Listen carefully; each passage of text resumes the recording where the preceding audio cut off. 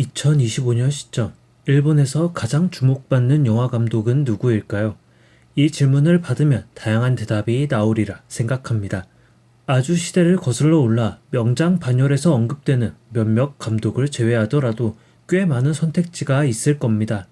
각종 영화제를 휩쓸고 다니며 전 세계 평단에서 큰 찬사를 받고 증명하고 있는 하마구치 류스케 감독이 첫 손에 꼽힐 거라 생각합니다. 그리고 봉준호 감독의 영화 조연출을 맡았던 바 있고 디즈니 플러스 간니발 시리즈로 국내에도 이름을 알린 가타야마 신조 감독도 언급될 만한 감독이죠. 그리고 이들을 언급할 때 빠지지 않아야 할 감독이 하나 더 있습니다. 반복되는 일상 속 아름다움을 찾아내는 섬세함을 표현하는 감독. 아날로그적 촬영 기법을 적극적으로 활용해 독특한 향수에 적게 하는 감독인 미야케 쇼가 말이죠. 그의 첫 장편 연출작이었던 너의 새는 노래할 수 있어부터 가장 최근작인 새벽의 모든까지 국내에 개봉했던 영화 3편을 모두 저희 채널에서 다룬 바 있기도 합니다. 그리고 시기적으로는 너의 새는 노래할 수 있어의 다음에 제작된 영화지만 가장 최근에 국내 개봉을 한 영화가 있습니다. 야마구치현의 중고생과 협업하여 제작한 영화 와일드 투어가 말이죠. 영화에서 주연이라 볼 수 있는 건 크게 3명입니다. 먼저 야마구치 DNA 도감 워크숍 프로그램에서 진행을 맡은 대학생 인턴 우메. 그런 그녀와 같은 조로 활동하게 되는 중학생 타케와 슌. 이들은 학원 수업이 없는 일요일을 이용해 야마구치현에서 자생하는 식물 데이터를 수집하기 위해 산으로 숲으로 모험을 떠납니다. 모험은 즐거운 일들이 많았지만 어려움 역시 가득했고 그런 문제들을 헤쳐나가며 이들에겐 묘한 감정이 싹틉니다. 먼저 중학교 3학년이던 타케와 슈는 대학생 누나인 우메를 좋아하게 됩니다. 항상 밝은 얼굴로 그들을 맞아주는, 그리고 살뜰하게 돌봐주는 우메에게 호감을 갖는 건 어찌 보면 당연한 일일지도 모르겠습니다. 우메에게 먼저 호감을 느낀 건 타케일 거라 생각합니다. 슌보다 먼저 프로그램에 참여한 그는 친절한 우메에게 첫눈에 반했던 것처럼 보입니다. 이런저런 이유로 그녀가 인턴으로 있는 센터를 찾아가는가 하며 무심한 듯 칭찬을 던지며 자신이 가진 호감을 언뜻 내비쳐 보입니다. 그런데 이게 무슨 운명의 장난이었을까요? 절친한 친구인 슌이 타케를 보러 왔다가 얼떨결에 프로그램을 같이 하게 되고 그 역시 우메에게 반하고 맙니다. 우메가 보이는 친절이, 무해한 웃음이 사춘기 소년들의 마음에 불을 지핀 것이라 봐야겠습니다. 사람마다 시기는 다르겠지만 아마도 이 나이쯤 처음으로 호감 가는 이성이 생깁니다. 흔히 말하는 2차 성징이 나타나는 사춘기 시절을 통과하며 이성에 대한 호기심이 왕성해지니 말이죠.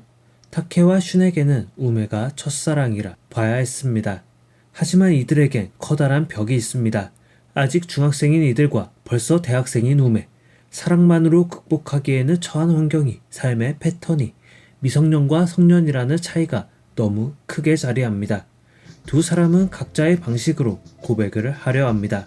슌이 고등학교 입학을 하며 고백을 하겠다고 선언하자 마음이 급해진 타케가 서툰 고백을 하는데 이는 완곡한 거절로 돌아옵니다.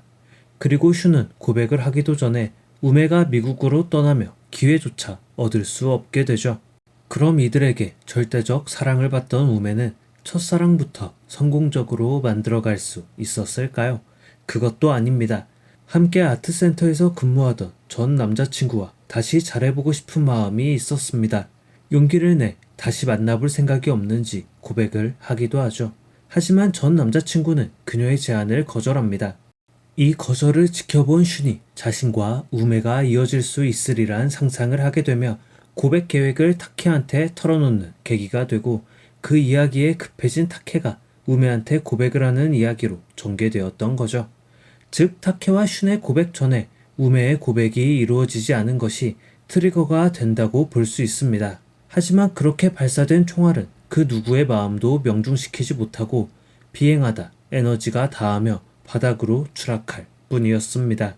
첫사랑은 결코 이루어지지 않는다 라는 증명되지 않는 속설이 또 한 번 증명되는 장면을 연출하며 이들의 풋풋한 첫사랑의 기억이 어떤 연쇄 과정을 거쳐 발현되는지, 그리고 그 순수한 마음이 어떻게 전달되고 어떤 상처를 남기는지를 영화는 아주 밀도 있게 보여줍니다. 중요한 소재가 되는 건 식물 DNA 채집입니다.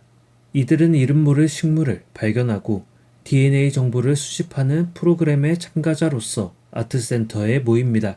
그리고 휴일을 이용해 이곳저곳을 돌며 샘플을 모으게 되죠. 이들이 찾은 다양한 샘플 중 대다수는 일상생활에서 흔히 볼 수 있는 종류의 것들입니다.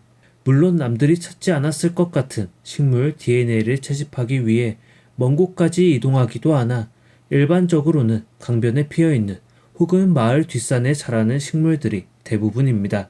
프로그램에 참여하지 않았다며 결코 알 수 없었을 다양한 식물들의 이름과 DNA를 자연스레 익히며 전보다 더 넓은 시야를 가지게 됩니다.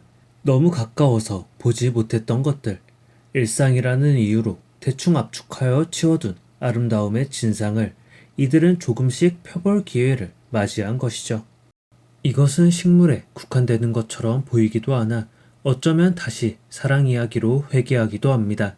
정말 가까운 곳에 있었지만 정작 당사자는 몰랐던 친구에 대한 감정, 우연한 계기로 알게 된 누나에게 순식간에 타오른 애정, 그리고 한 사람을 동시에 좋아하며 친한 친구 사이에서 느껴지던 묘한 긴장감까지. 언뜻 식물을 채집하는 학구적인 이야기로 흘러가나 싶지만 그 속에서는 새로운 사랑이 피어나고 가까운 사람들에게 호감을 느끼게 됩니다. 그 전에도 있었고 생겨났을 감정이지만 이들은 상황을 보는 자리를 바꿈으로써 사물을 바라보는 시각을 다양하게 확장함으로써 주변에 놓인 아름다움을 바로 볼 수 있게 됩니다. 어쩌면 가장 소중한 것은 너무 가까이 있어 제대로 볼 수 없는지도 모릅니다. 그런 면에서 볼 때 인간이라는 존재는 지독한 원시인 것이죠. 그 당연한 이치를 영화는 은유를 통해 그리고 직관적인 사건을 통해 보여주고 흘러가게 합니다. 작품 속 이야기의 시점은 겨울로 시작해 봄에 다다르고 나서야 끝을 맺습니다. 이들에게 놓인 겨울이란 계절은 춥고 어두운 시기일 수도 있습니다. DNA 채집이 한창이기 때문에 부정적인 면을 쉽사리 관측하기 어렵지만 이들에게는 분명 밝은 모습 뒤에 숨긴 그림자 역시 느껴집니다. 중학생이던 타케와 슈는 큰 변화를 목전에 두고 있습니다. 중학교에서 고등학교로 진학을 앞두고 있기 때문이죠. 중학생과 고등학생은 공부량에서나 시기적인 중요도나 큰 차이가 있습니다. 이들이 씩씩하고 밝은 모습을 보이기에 가벼이 치부될 수 있으나 토요일까지 학원을 빠질 수 없다는 슌의 이야기에서 이들이 어떤 스트레스를 받고 있을지 간접적으로나마 느낄 수 있습니다. 우메 역시 격동의 시기를 보냅니다. 그녀는 전 남자친구한테 재결합을 거절당하고 얼마 되지 않아 타케한테 고백을 받습니다. 이때 그녀는 거절의 이유로 미국 유학을 듭니다. 그리고 새학기가 시작되고 슌이 찾아갔을 때 우메는 이미 미국 유학을 떠난 다음이었죠. 우메가 전 남자친구한테 고백을 한 시점에 그녀는 일본에서의 삶과 미국 유학을 저울질하고 있었을 겁니다.